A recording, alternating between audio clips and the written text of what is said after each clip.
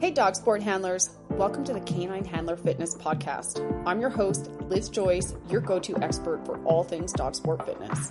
Whether you're running agility, doing protection work, tackling search and rescue, handling a tough tugger, or just looking to build strength for a lifetime of adventures with your dog, remember, you are half the team, and I'm here to help you stay strong, mobile, and injury-free. Join me as I break down the unique demands of handler fitness, speed, strength, endurance, and everything you need to perform at your best, both in and after ring. Let's stay strong, stay in the game, and keep doing what we love. Let's dive in. Hey y'all, and welcome to part 2 of our mini-series, What Does Training Look Like for Agility That's Different Than General Workouts? We're having this broken down conversation because A, it's a lot to take in one conversation. B, it's a question that I get asked frequently, and I think it's a really important thing if you are a client of mine to understand why and how I put so much effort into making sure that your workouts are going to turn you into an athlete that's going to turn up. Part 1 was about your upper body. What differentiates training for agility in regards to your upper body from general workouts or classes that you might take? And today we're talking about your lower body. And part 3, we're going to be talking about your core and also tying it all together. We're going to talk about speed, power, and transferable strength. We are all about building muscle memory, so your body doesn't have to sift through possible options, but can pull powerful movement patterns out of its repertoire and deliver to you when you need them. Today we're breaking down the lower body. Number 1, why agility demands training that most programs or general workouts just don't touch. Number 2, why training for power matters. And what is that? How do we do that? And number 3, how the hamstrings and your glute max actually function in running so we can train them intentionally. Let's go. I think it's important to talk about the reality of lower body demands in agility. You need, as a handler, explosive acceleration. You need quick and smooth and safe deceleration. You need to be able to absorb force laterally or to the side. You also are going to be asked for rotational control on course. Single leg stability, because don't forget, anytime you're running, you are only ever going to have one foot on the ground. Also, foot and ankle reactivity. We need to build up your ability to maintain your running posture when you're fatigued. And this is very different than what you're going to find in a general workout. In the gym or in most programs that you're going to find, they often include bilateral, predictable, linear, and typically slow or the same tempo exercise all the time. Bilateral just means both of your feet are doing the same thing at the same time, like a squat. The demands on your lower body as an agility athlete are more along the lines of being single leg dominant. We need to be doing a lot more single leg stuff. We also need to be working not linearly, so not just forwards and backwards. We also need to be working on asymmetric movements and also fast movements. And all of these things should look like and transfer to the demands of your sport. Because again, as dog handlers, as people who have dogs, we don't have endless amounts of time. And the time that you do spend working out and training should transfer directly and benefit your sport right away. So again, let's remember the demands of agility. What you're looking to replicate and train for are short, powerful accelerations, quick and controlled decelerations, lateral force absorption, rotational control, single leg stability, and reactive foot and ankle work. What I want you to do is swap out predictable, slow, bilateral movements, which means 2 feet at the same time like a squat, for single leg and asymmetrical exercises. Want you to look for and add in and or swap out for single leg RDLs, elevated step ups. I've been really vibing on a heel floating step up or lunge lately that is incredible for your foot too, as well as reverse lunges and Copenhagen progressions. We also want to be making sure that we're adding in and or swapping out multi-planar power, like lateral bounds, diagonal bounds, which are like a lateral bound, but you're going to be progressing forward. You also want to be progressing backwards in those.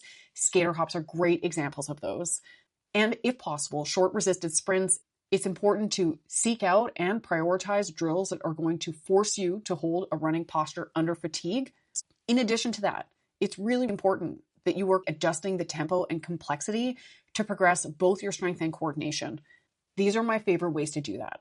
I want you to use slower eccentrics to build your control, which is 3 to 4 seconds on the way down, and then faster concentrics on the up part so you can build that power. It would be incredible once you have a handle on that to start layering some balance demands, such as twisting at the top of a step up, or when you're doing a reverse lunge, rotating so you're facing towards the forward leg. Those are really great ways to layer in balance and control while you're also working on all the other things that are going to benefit your agility performance. It's important that you are thinking about building a movement library and not doing predictable movements that you're comfortable with, so that these recruitment patterns become reflexive for you. If you're someone who follows a workout routine, especially for the lower body, because you really want your bum to pop, I feel you. And previously, I have done figure competitions where you're dressed in a bikini, a very small one, and you are graded on and judged on muscular symmetry and overall muscular development. When I switched from training like that, which I saw great results for my glutes in particular, to a more athletic style of weight training, I was quite concerned about the aesthetic fallout of that. And I just want to assure you that it is not the case. You can absolutely have both aesthetics and also develop good power and movement and mechanics and control on course. You do not need to sacrifice. You can have it all. Let's talk about why progression and also complexity matter. The movements that you're asked to do need to progress. And also the movements that you're doing now need to build the strength and lay the foundation in your muscle memory, in your recruitment patterns, how you are holding your body and your posture. What you're doing now needs to lay the stage for what you're being asked to do next, so you can really progress. Your movement library keeps growing and your coordination and coordinated movements keep growing. And that is something that you aren't going to find in general workouts or classes. We use progressive complexity in programming because your body needs a movement library that is robust, and the coordination that you want to develop needs practice. You need to lay the groundwork for more movement patterns, build your muscle memory, and you need to keep doing these things so that your muscle memory becomes reflexive and so that those recruitment patterns are really strong.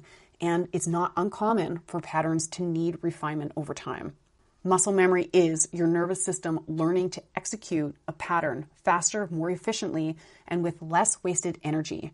Because the more options that your body has, the faster it can react on the field, which is going to leave you performing better, but it's also going to keep you safer. We're going to learn about the hamstrings in your glute max right now and how they work when you're running. This is going to be a brief lesson, and I think it's really important that we touch on it because I see people doing exercises that are primarily quad dominant and not being able to consciously access and engage their hamstrings or glutes when they're actually doing their exercises. Or they're thinking about only forward movements when they're strength training or doing their sprinting training. And that's fantastic. That is going to help get you faster. But whenever you're thinking about something training you to be faster, you also need to be thinking about training the other part of it, the slowing down, the decelerating, the control aspect of it. And that's really where glutes and hamstrings have their superpower in your sprinting stride. And I want to talk about this so you can understand the importance of training both your glutes and hamstrings in these ways to help support your sprinting stride and keep you safer and also help you produce more power. When you're sprinting, your glute fires when you're in this stance phase. The stance phase is when your foot hits the ground. So as soon as your foot hits the ground, your glute max will fire to stabilize your pelvis and help extend the hip. Your glute max, by the way, is a part of your glutes that when you look at someone from the side that makes that bubble butt. Your hamstrings are going to assist in extension, but also they work eccentrically, which means they lengthen under load to slow the forward swing of the leg before the foot hits the ground. So when your foot's behind you and you swing it through that knee drive that you have, which is going to be really powerful when you work on it, you need to be able to slow that foot down so it hits the ground in a coordinated fashion underneath you. Said in a different way, these two body parts, your glute max and your hamstrings, are going to control your forward momentum, keep your stride length efficient, protect your knee, and also help you preserve your posture. And if your hamstrings and your glutes aren't strong in those ranges or trained in that type of movement pattern, what you can see is overstriding. You may also see hip instability, which will transfer to slower sprinting speeds. You may also find that you have knee strains or lower back compensations and slower accelerations. All of these things are things that you do not want as an agility athlete. It's important that you're training your glute and your hamstrings in ways that transfer to the movements that you need. Getting your glutes and hamstrings firing correctly starts with awareness and recruitment, not just weight and reps. Many people move through squats, lunges, or hip hinges without these muscles actually turning on. The very first step is tuning in. So notice when your hips extend or your knees bend, and I want you to really tune in, get in your body, and see which muscles feel engaged. Can you make them be more engaged with your brain? These are the things that is a huge part of building that neuromuscular connection. What I also really like to do, and you might find this really helpful, is think about the muscle that you're going to be using before you start the exercise. So squeeze your glutes before you start to lift, or engage your hamstrings before you start to do an RDL. And that will help your nervous system recruit the correct fibers. The goal here really for you is to create a reliable connection from your brain to your muscles. So your glutes and your hamstrings will activate intentionally every time you move. And when that connection, that communication is strong, it happens automatically, and it will have you moving so much better.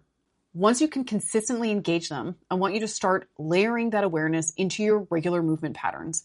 Pay attention when you're doing exercises to which exercises allow you to feel your posterior chain, hamstrings, glutes, your lower back working, and which let other muscles dominate. If you're having a really tough time feeling your glutes engage when you're doing lunges, for example, I want you to slow down the motion, slow down the exercises, pause at key points.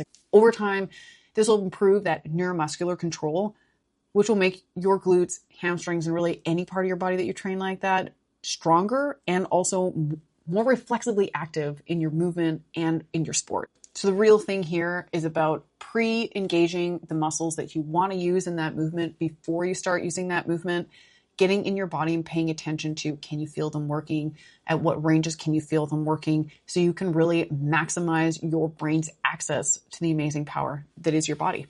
So it's not just a leg day. We need to be pushing the movement patterns and opening your movement library and reinforcing the muscle memory and the patterns that you're going to need on course. That helps build the power that you're going to be able to deliver in those movement patterns. So it's not just a leg day. It is a training for what you need day. A lot of general fitness or workout classes do miss this. A lot of lower body programs that I've seen and seen in person with other trainers that I've worked around, which has been a lot, include things like squats, lunges, they use machines, deadlifts, and all of these things definitely have value for sure.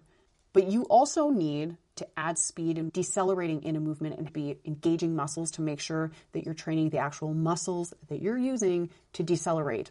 You can totally get stronger doing random workouts, but if you want speed, power, injury resilience, confidence, and better handling, you got to train for it and on purpose. Thanks so much for being here with me today and choosing to spend this time investing in yourself. I hope you feel encouraged to take action. Even the smallest steps forward will add up in ways you cannot even imagine yet. If this episode gave you something to think about or lifted you up, please share it with a friend. You never know who might need these tools and reminders today. And remember, you're never alone in this. For more information, practical tools, workouts, and resources to help you get stronger and more confident both in and out of the ring, head on over to caninehandlerfitness.com. You can also find me on all the socials under the same name, so come on over and say hi. I'm here to help you build the skills, knowledge, and belief you need to reach your goals. Keep going, keep learning, and most of all, keep showing up for yourself. You've got this, and I'm cheering you on every step of the way.